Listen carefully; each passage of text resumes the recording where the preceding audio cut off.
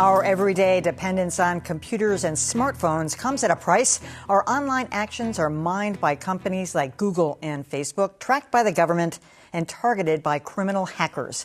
In a moment, we'll talk with the head of a local company that's hiring former National Security Agency staffers to help keep data secure. But first, WGBH News reporter Adam Riley has more on the latest examples of cyber insecurity.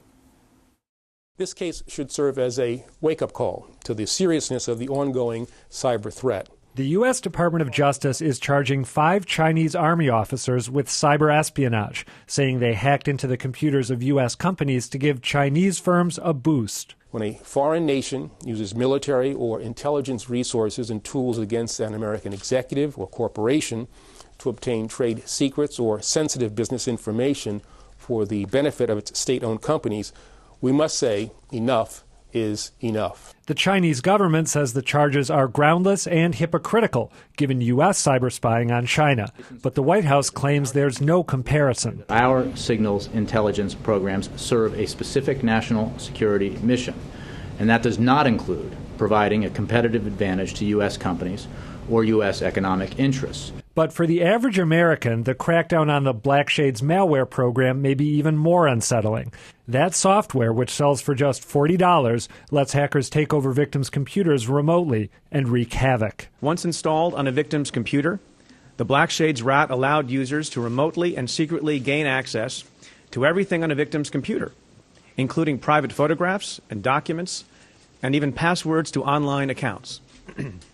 It could even record every keystroke entered on a victim's keyboard.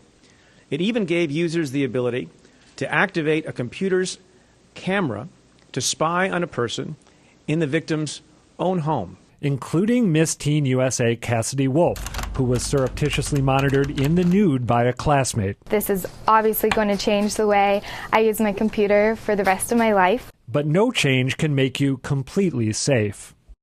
Well, you can understand why the public would be suspicious of the NSA, but for some employers, the agency is seen as a proving ground for potential hires. Mark Terenzoni is the CEO of Squirrel, a local internet security startup that employs several former NSA staffers. Welcome to you, Mark. Thanks, Emily. I'm going to get to the staffers in a minute, but just for the uninitiated, which is, I'd say, basically everybody out there, what is Squirrel? It's Squirrl. That's correct. Squirrel is a big data company.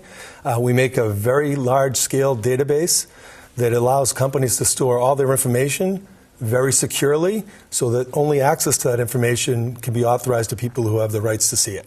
How do you know? I mean, could Bradley Manning have gotten into it? I mean, how do you know it's that secure? So one of the things that we do that's unique and different is we apply security right to the data. So most companies try to protect information by applying it to the programs that have access to the information. We actually apply a security label right to the information itself, and then we authorize that label's visibility by determining who the users of the system are. Okay, so who are your clients, and what are they? Who are they trying to protect their stuff from? Yeah. So ultimately, the technology came from the NSA, and that's a large reason why I have a number of employees from the NSA as well.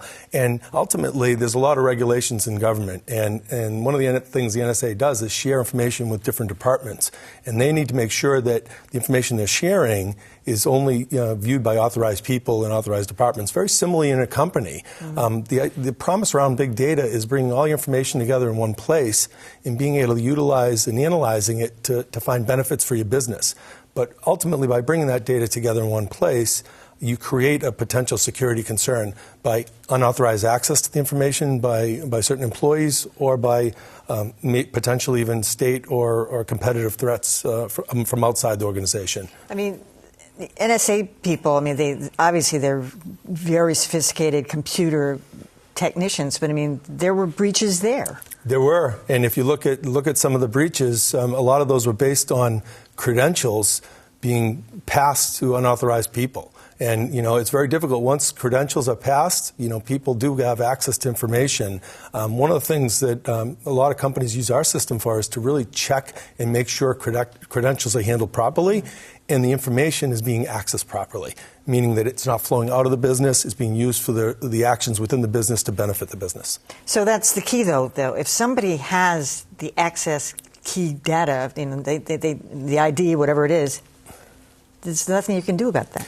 There is technologies that are trying to help that every day, but fingerprints I read something recently that if a breach occurs, the average time it takes to determine when it occurred is about 250 days. Wow. So think about the things that can happen in your business within 250 days. One of the benefits around our system is running analytics and audit controls. So if you start to see anomalies around the usage patterns of the data, then you can start to get flagged on, is there a problem? Is it unauthorized access happening to my information? I mean, that thing like Blackshades, the malware, this is just a master criminal enterprise. And would a company use your technology to stop that kind of thing? Potentially. I think in a lot of cases, some of those are targeted at just individuals and homeowners and commercial. A lot of companies wouldn't probably allow that type of software to get into their systems in general. But we're in an age now where companies are allowing employees to bring their own devices to work.